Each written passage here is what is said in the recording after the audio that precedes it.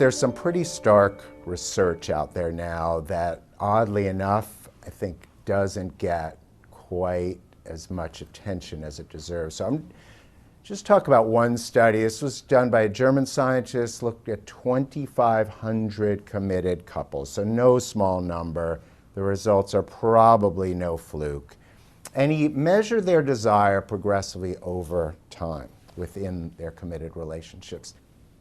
The desire starts at right about the same point for the men and for the women. So again, debunking this idea that somehow male desire, male libido is far stronger innately than female libido. But what happens, interestingly, is that male desire declines gradually over time.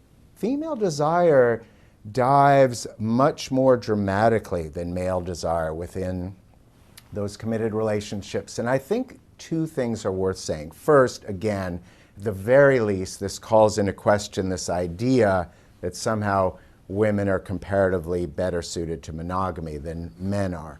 But second, I think the reason for the disparity showing women even less well-suited sexually for monogamy than men has to do with cultural lessons and their effects on the brain.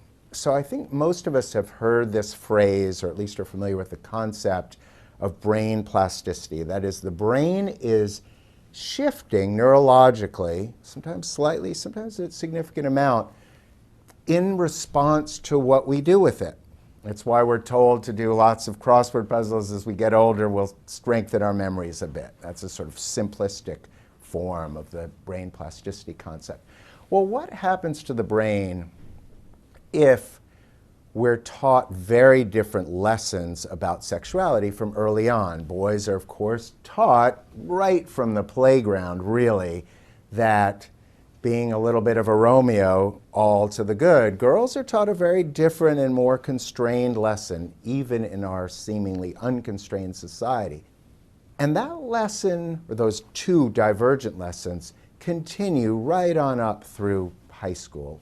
You know, I've had firsthand experience with this with a, son and daughter who are now just finishing or just graduate from college. And this, I believe, and I think researchers are starting to look into, this has its effect on the brain. It has its effect on the robustness of those neurological paths that have to do with eros.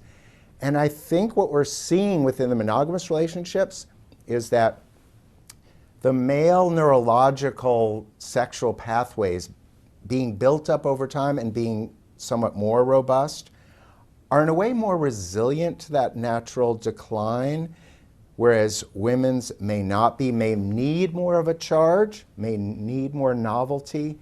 And so, again, if we're just focusing on sexuality itself, on eros itself, for that reason, women may be feeling even more of a decline than men within those long-term committed relationships.